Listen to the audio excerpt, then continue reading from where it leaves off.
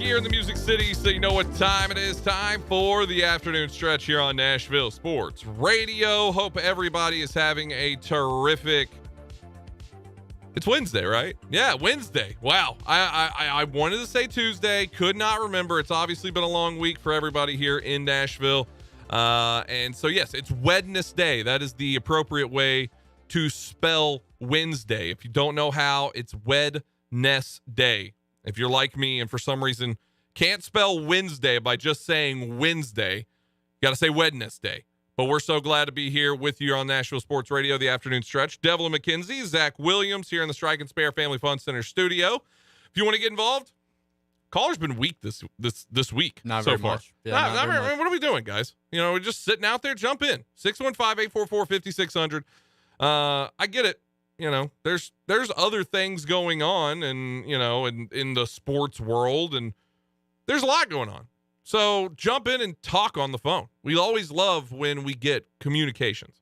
Because you know what kills me the most are the people that will tell me or talk to me afterwards in like the DMs or something and be like, oh, I loved what you said about blankety blank. Call in. You know what I mean? Like, It's free. It's a free. I'm telling you, it's free. I don't know what your phone plan costs. I mean, I guess in that sense, it's not free. I do. It's free. 615-844-5600. How are you doing today, Devlin? Big chilling. Yeah. Big chilling. Yeah. Wednesday. It is Wednesday. This is one of those days where, you know, once you get over this one, now we're feeling good. Right. Like, I mean, it really is. Like, I hate to use the word hump day. Dude, That's so annoying. It is. It's so annoying. Hump day. You know, everybody does the whole Camel. Mike.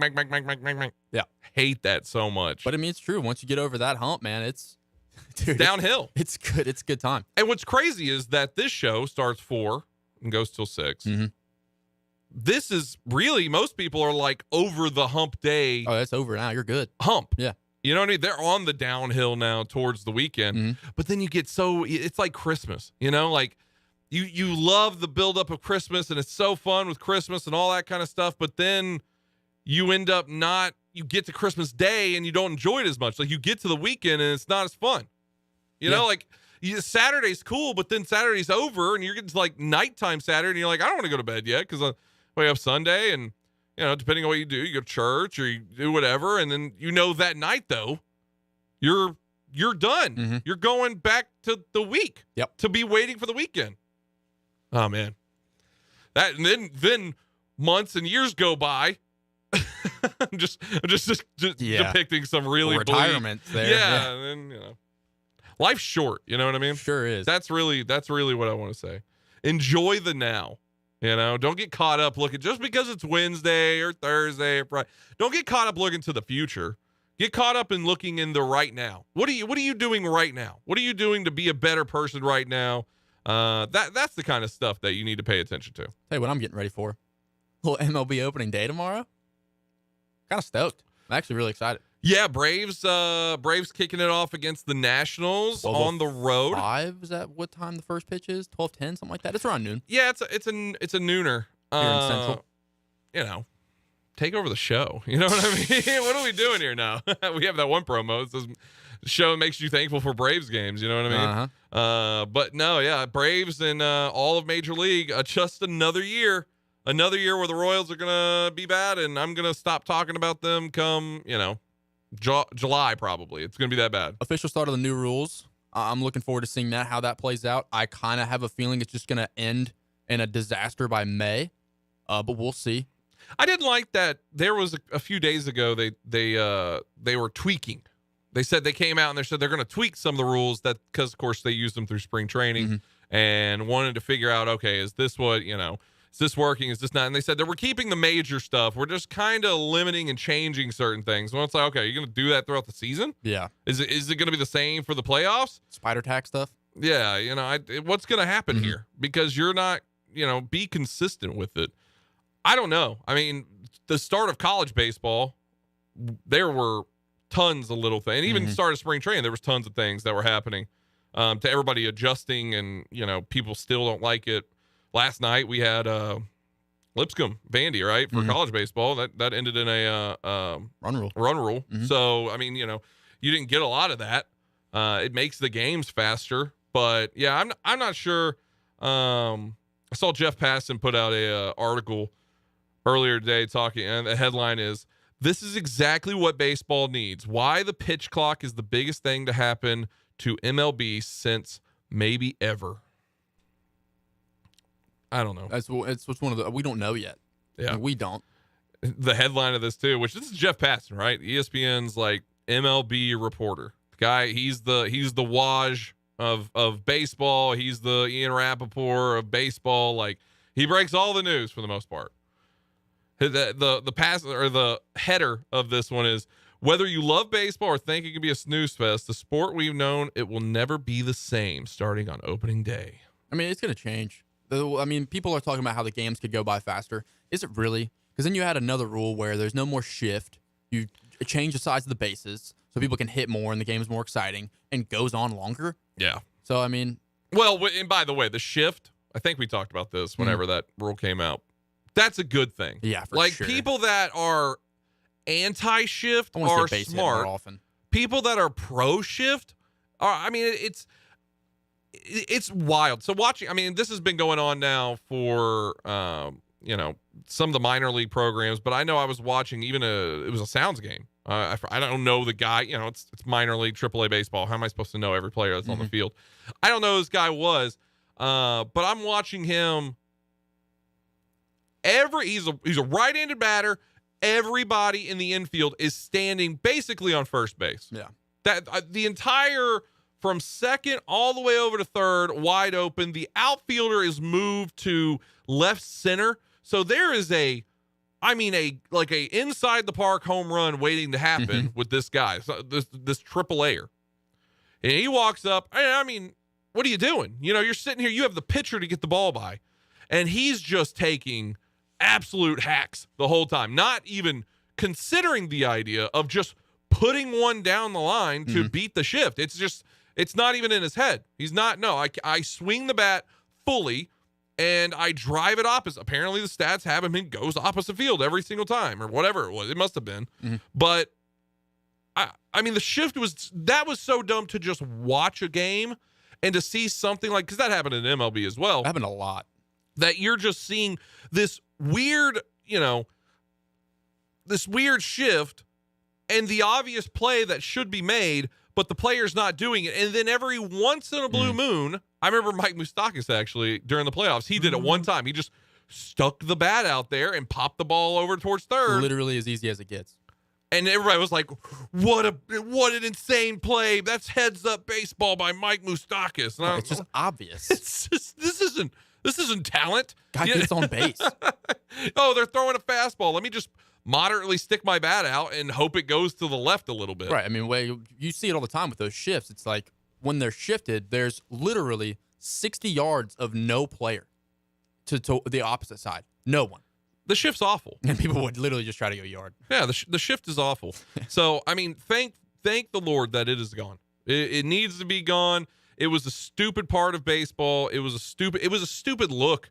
And I get it. The analytics thing, it is, some people are very much anti-analytics. I understand the analytics, and I think there's times for it, but the game just looks dumb. Like, it looks stupid. And I think, too, personally, this is just me. For baseball, I've noticed, even at the MLB level, but especially going to Sounds game, like Friday, I'm going to be at First Horizon Park for opening night against the Bats. I don't know what a bat noise is. I was going to make like a bird noise, but I didn't know what bats kind of like squeal, right? It's like sonar and all that. Is that Louisville? Louisville Bats, yeah. Yeah. Red. But I'm going to be there. I've seen plenty of times, whether or not be in the major leagues or even in the minor league level, where you see like fundamentals just completely gone from the game. Communication in the outfield, guys colliding. I feel like we're seeing that so much more in the last, I don't know, 6 years, right. 7 years of baseball. Maybe I'm alone in that thought, but I've seen it and noticed it where you're just seeing the fundamentals of things getting washed away because there's so many players now that they just get their sheet and they're like, all right, I'm going over here for this guy and I'm doing this for this guy. And it's not really, they focus almost too much on the numbers. And I'm a young guy, a young baseball fan saying, too many numbers are happening now. You know, we're talking spin rate and we're talking all these weird analytical stats. Yeah. You know, sometimes you're just who was the Toronto's player that hit that home run, has the greatest, like one of the bat flips, Jose Bautista? Yes. Yeah. Sometimes it's just stand up and hit the ball. Mm-hmm. You know, sometimes it's just make the play with the glove. Don't worry about what the analytics say of you should be throwing over or underhand or coming across your body. No, just make the play. Mm-hmm. And that's what baseball, like, to me, it's exciting. And I think a lot of people miss it because it had, like, the exciting part of baseball is watching those kind of plays. You know, the Derek Jeter pivoting off the left foot, throwing across, which you still get those, obviously. Mm-hmm. Bryce Harper's home run. Exactly. Yeah. That kind of stuff, which, by the way, you know, with the new rules, putting that in there for the batter box or the batter clock, whatever they're going to call it, or whatever they do call it, you get the, you know, that situation where it's that building in the playoffs and you need a home run, you need a hit right here. And that's an amazing part of baseball. That's an amazing, like, once again, like people get bored at baseball with the mundane. Right. You know, the ball. The foul ball that goes nowhere. There's no play on it. That's where people get bored. But that is also the same area that can build the most tension in those kind of games when it comes to October. And that's where you get that magic. You get that feeling of baseball, and that love for the game comes in those quiet moments where a guy is ripping off, even though he's done it a billion times all season. Tradition. You know, he's ripping his gloves, he's ripping everything, and he's, you know, getting ready and he's building, but you know, okay, this is a 3-2 count, bottom of the ninth. Okay, this is meaning something. Yeah. And everybody kind of feels it, and you hear the ramp up. You know, in most sports, you don't get that ramp up because baseball's been for so long the only game that didn't have a clock. Now this season, obviously, we're going to see that, but that it was okay to have the dead periods because the dead periods built up anticipation. Exactly. Yeah. You know, it's suspense of the moment. Willy Wonka and Charlie Factor says, "Oh, what did you say? The anticipation is killing me. I hope it never ends." You know what I mean? Because it's that feeling. That's what you want to feel. Like we were just talking about the weekend. You know what I mean? The anticipation of the weekend's better than the actual weekend. For sure. So we want that anticipation, and they've kind of killed that. Yeah, just diminished it a little bit. You know, they sped it up. What do you know? I want to see the build-up. I want to see the crowd get on their feet because they're recognizing the moment and they're getting loud before either the last strike or that last hit. Like, that's a fun build-up. That's a fun thing you want to do. I know from just the play-by-play side of doing baseball, even at such a small level that I have, you know, we had that for the Full Count Rhythm this last season. Even though it's a summer league, collegiate wood bat league, there was the last play of that season was in the championship game, a walk-off home run to win it. You know, like, and there was a build-up to it. I feel it as the play-by-play host. Yeah. You know, I'm sitting there. I'm like, okay, I'm recognizing the moment. The guy, I know the batter that's coming up. He's got a big bat. They need a shot here, you know, and in my head, I'm like, okay, I'm going to start building it up myself in the broadcast of it because that's, you know, you feel it. But if there's a clock and everything's moving quickly and that kind of magic can like slip through the cracks a little bit. There are definitely moments, even in the regular season, where, you know, you feel that anticipation. Usually it is late game. I mean, this kind of rule, at least with the pitch clock and the bat clock or whatever you want to call it. Yeah. That's one of those things where in the playoffs, at least, you know, just kind of get rid of it in the playoffs. During the season, there's 162 games. Right. I understand it. I get it. But in the playoffs, it's one of those things where you want that game to last as long as possible. And then it's the argument, okay, you're not doing the same thing that in the playoffs that you're doing for the regular season. NFL has it too. Exactly. Overtime rules are completely different, which we never even saw the overtime rules. We didn't. And that's how crazy that makes was. It even better. Yeah, but it's you know, there's some magic to it that is just, you just want it. You just want to be a part of it. You want to feel that. And that's like, as a fan of baseball, the love of the game, right? Moneyball, you know, it's hard to not be romantic about baseball. It is, yeah. Well, it's going to be a whole lot harder to do it in 20 seconds. Yeah. You know what I mean? You're right. Like, it's going to be a whole lot, or whatever. Is it 20 seconds, 15 seconds? Whatever it is. The fact that there's a clock at all. Exactly. You're putting a timestamp now on my heart and my emotions. Like, that's not what anybody wants to see. That's not what anybody wants to have. They want to build it. They want to feel it, you know? But hey, it's happening. You know, we'll see how it is. And this is also, you know, none of this is permanent. That's the thing. This is written in pencil, not pen. This could be over by May. Exactly. If this isn't good, I would not be surprised. One thing I've said this before, and I know baseball fans hate me for it. because they don't like this idea. But during the COVID season, how it was shortened to, what was it, 60 games or something like that? They cut it in half, basically. Mm-hmm. That was the best. To me, a shorter baseball season was better as a fan to watch. Right. I mean, I get every game matters. Every game does. But when it's so many games, I get lost in the... And there, like I said, there's die-hard weekend, day in, watching multiple games, multiple teams. I get that. Yeah.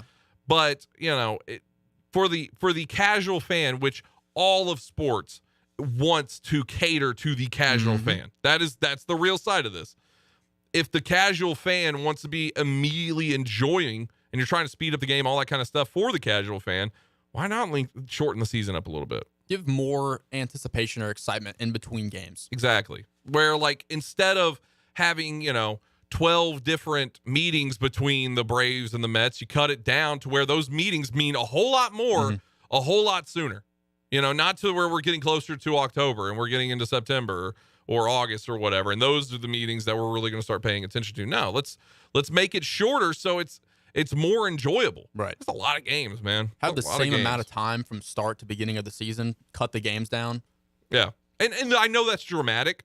That's what somebody would probably say is that, well, that's too dramatic of a rule change or to do. And TV contracts, all that kind of stuff, which I don't even know what's going on with MLB's TV contracts because the Diamond Sports Group or whatever is going out. Yeah. Bally and all that kind of stuff. Disaster going on. Yeah. Who knows how that's all going to shake out. But it's, I think you would have gone back 10 years, 15 years ago and talking about a pitch clock, people would have been like, what? Yeah. You're going to put a clock up there? Nobody would have thought that. So who knows? Who knows how it plays out? I'm excited it's back, though. I'm going to have about a month of hope for my Kansas City Royals. It's going to be dashed. I can already feel it, but I am ready to get hurt again. No hope. Reds and Nationals fans out there, have a good year. I am ready to be hurt again. All right, we need to run to a break. If you want to jump in, 615-844-5600. When we come back over the weekend as well, we're going to have the Final Four action. That means we need to get Blake Lovell in here, managing together for Southeastern 14, talk all things of what the SEC lost, which obviously the last time we talked to him, Alabama still had hope in that one, but they are no longer in it. And then his thoughts on all the Final Four. We're going to have that on the other side here on the afternoon stretch. Good afternoon. We're still looking at this wreck over here involving injuries. It's going to be on 440 eastbound right at Hillsborough Pike, adding to that delay over there on that side of town. Again, 440 eastbound, running very slow, approaching 21st Hillsborough Pike. And then it slows on you again on 440 eastbound as you try to get past Nolensville Pike. Plenty of radar out here this afternoon. Give yourself... We're craving protein or we need some more energy. Not bars, not sugary snacks, not energy drinks. What we want is beef, pure and simple. So where's the beef? It's in a package of Old Trapper beef jerky. Old Trapper is not your father's jerky. It's not shriveled, dry, and tasteless. Old Trapper beef jerky is made